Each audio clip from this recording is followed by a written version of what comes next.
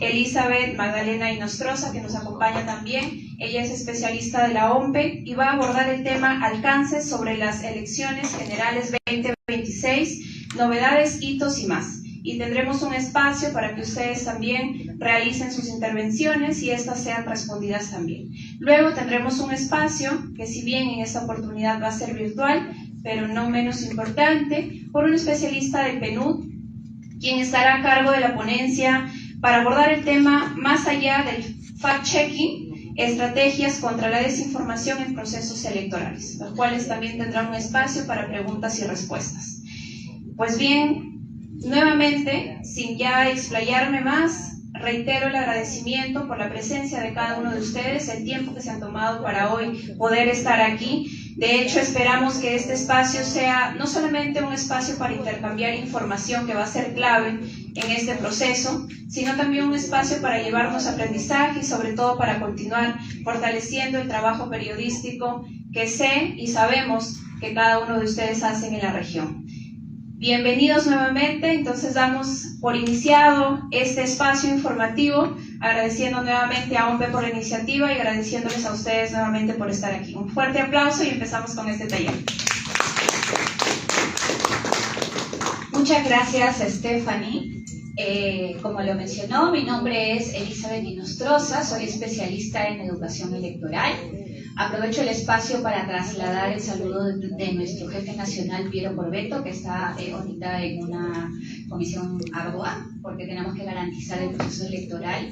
Y sobre todo también agradecer a PNUD, porque gracias a ellos estamos llevando este taller que es importante.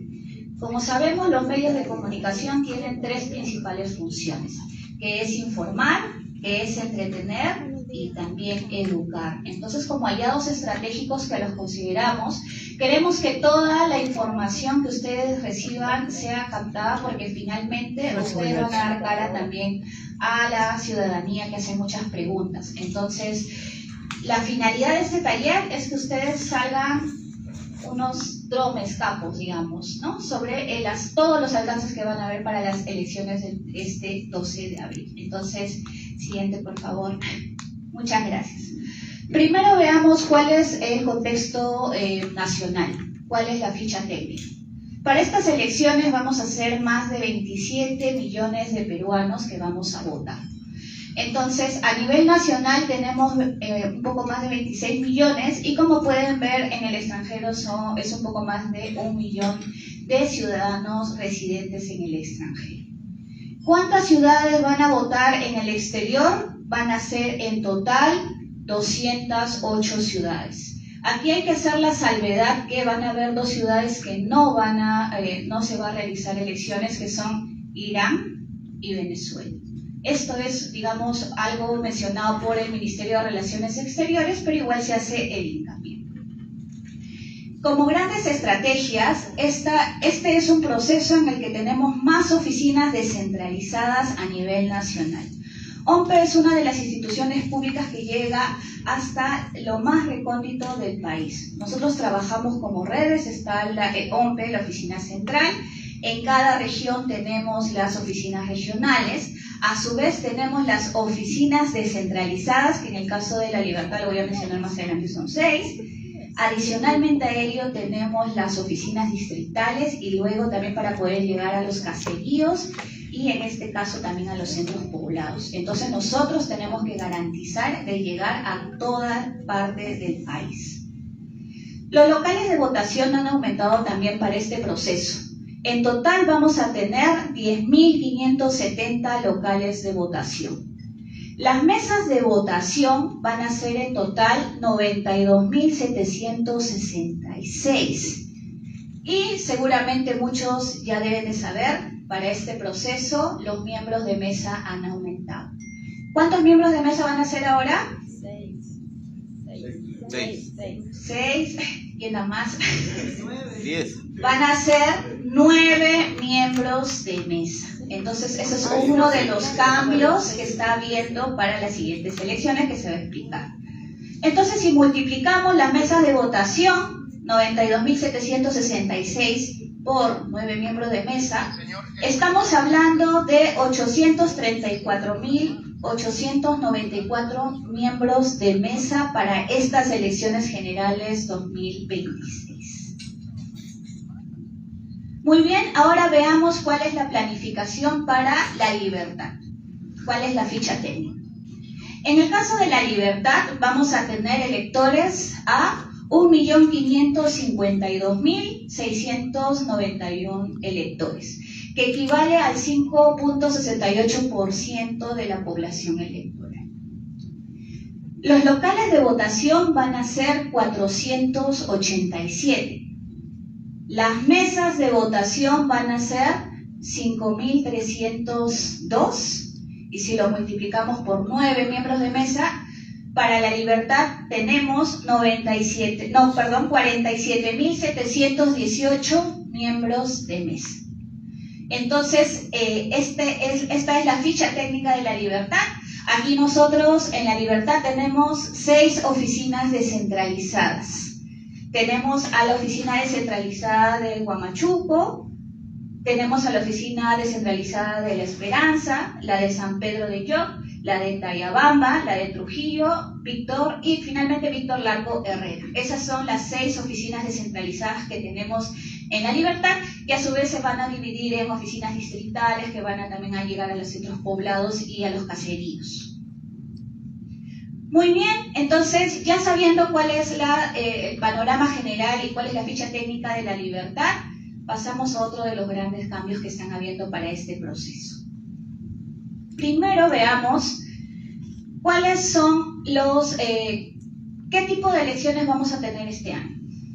Entonces tenemos primero que vamos a elegir a la fórmula presidencial, que en este caso es el Poder Ejecutivo.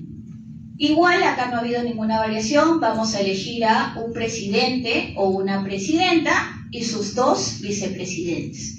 Por eso se habla de una fórmula presidencial, no solo de una sola persona. Tiene que ser un equipo porque estamos viendo que en caso pase algo durante su periodo, van a ser los vicepresidentes quienes van a asumir. Entonces hay que pensarlo como equipo, ¿no? Luego tenemos el cambio significativo que viene para el Poder Legislativo, que es el Congreso de la República. El Congreso actualmente está conformado por ¿cuántas personas? 130, muy bien. ¿Es una cámara o 2 cámaras? Una, muy bien. Entonces, esto va a cambiar. Después de 30 años vamos a retornar a la bicameralidad. ¿Qué significa la bicameralidad? Que ya no van a haber primero, ya no es la designación de 130 congresistas, sino ahora vamos a hablar de senadores y vamos a hablar de diputados. Entonces, en el caso de el Senado, a su vez se va a dividir. En total vamos a elegir a 60 senadores, de las cuales primero vamos a elegir senadores a nivel nacional, que también se llama por Distrito Único Nacional.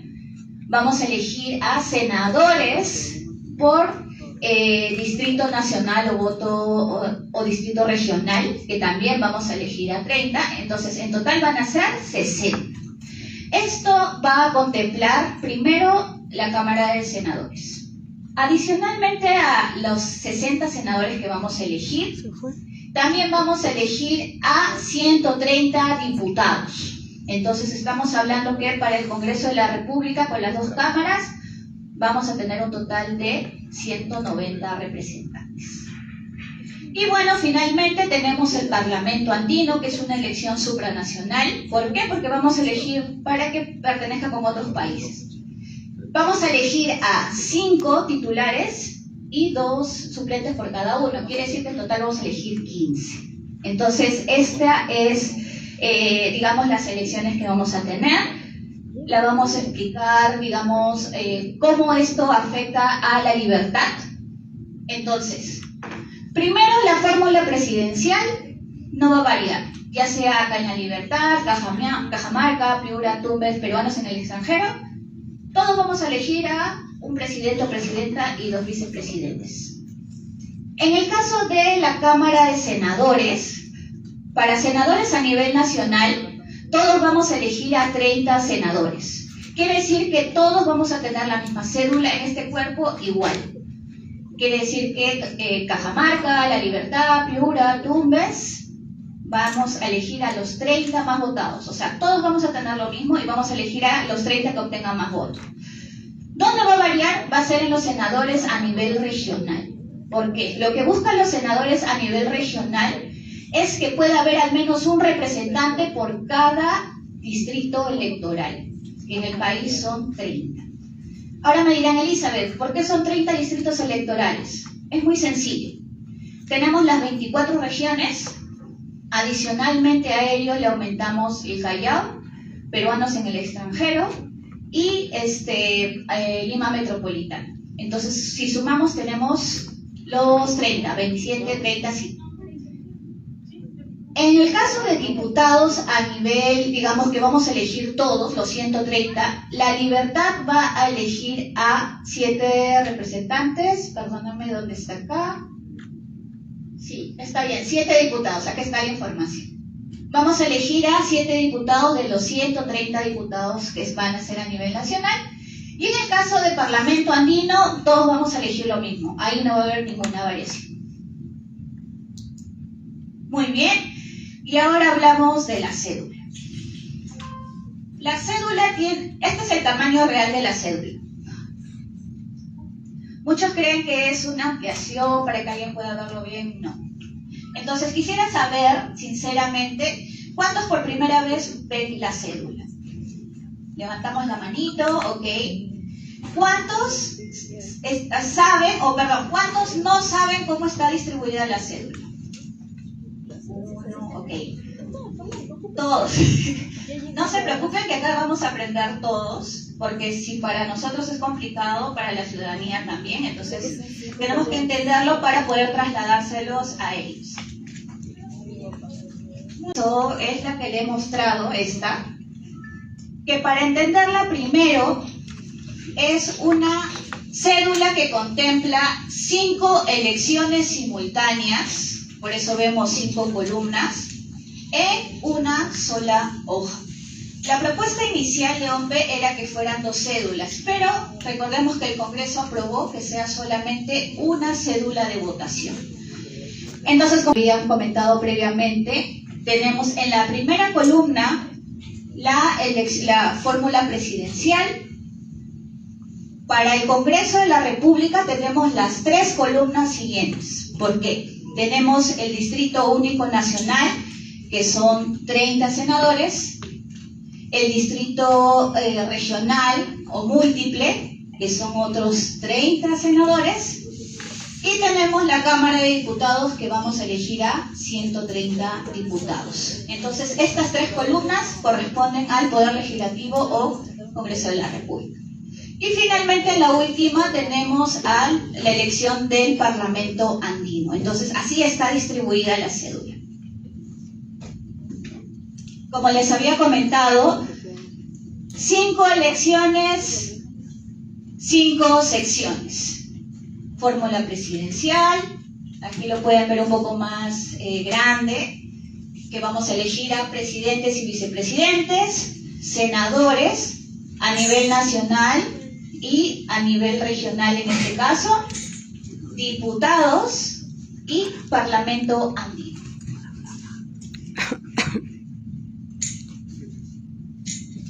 Ahora hablemos de algo que es sumamente importante, que es el voto válido. ¿Cuándo es un voto válido?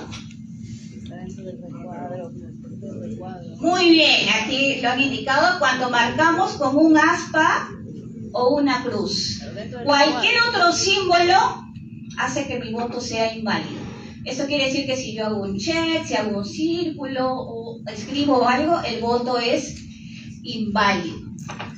Ahora, la intersección debe estar dentro del recuadro. Por ejemplo, para la fórmula presidencial, fotografía. En el caso de a nivel nacional vemos que acá también se ha marcado. Este es un voto, ¿qué dicen? ¿Voto válido o inválido? Válido. Válido, muy bien. Aquí tenemos senadores a nivel regional. ¿Qué opinan? ¿Voto válido o inválido? Válido. Válido, muy bien. Diputados, ¿voto válido o inválido? Válido. Válido, muy bien. Parlamento Andino, ¿qué dicen aquí? ¿Voto válido o inválido? Inválido. Inválido. Inválido, que está fuera del cuadro. Pero a ver, fíjense bien. Pero la, fuera. la intersección está dentro.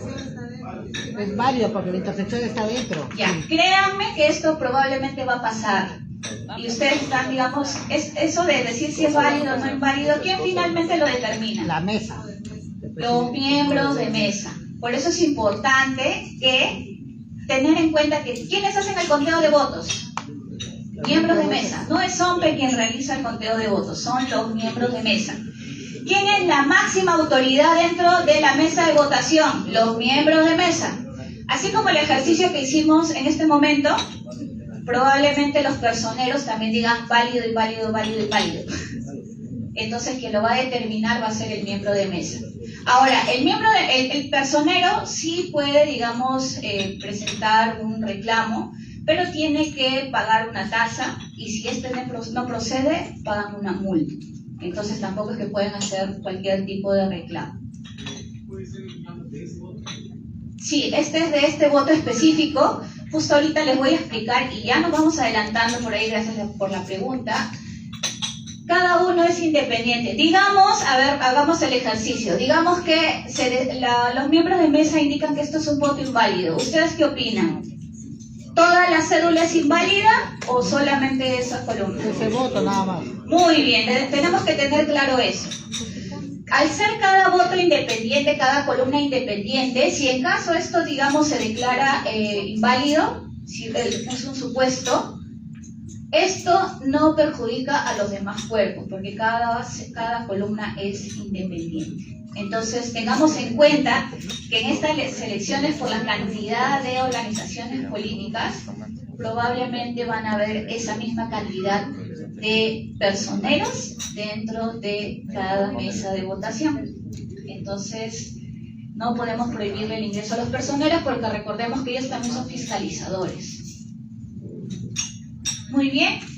Ahora quiero que vean este ejemplo de esta cédula, que ya por acá ya lo respondí, y me digan, ¿este voto es válido o inválido? Toda la cédula. Miren, han marcado en distintas organizaciones. No, pues es válido, pues son independientes. Muy bien, es un voto válido. Aquí hay algo muy importante.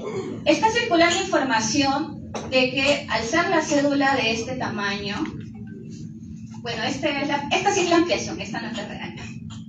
Al ser la cédula de este tamaño, varios piensan que el voto es lineal. ¿Ustedes qué creen? ¿Es válido esa información de que digan sí o sí tienes que marcar lineal, si no el voto no vale? Es cruzado, es cruzado. Muy bien. Entonces nosotros aquí en un ejercicio hemos detectado una fake news. Eso es una noticia falsa.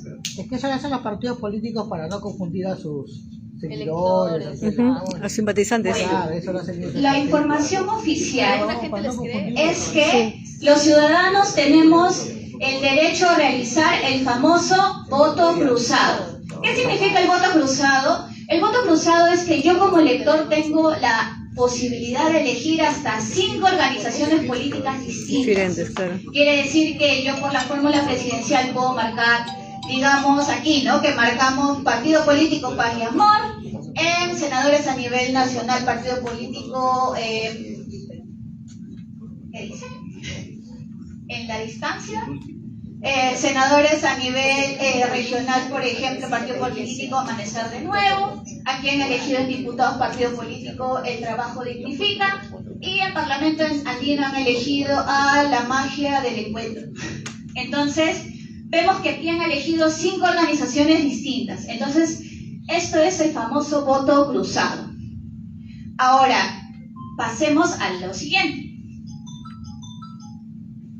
El voto preferencial.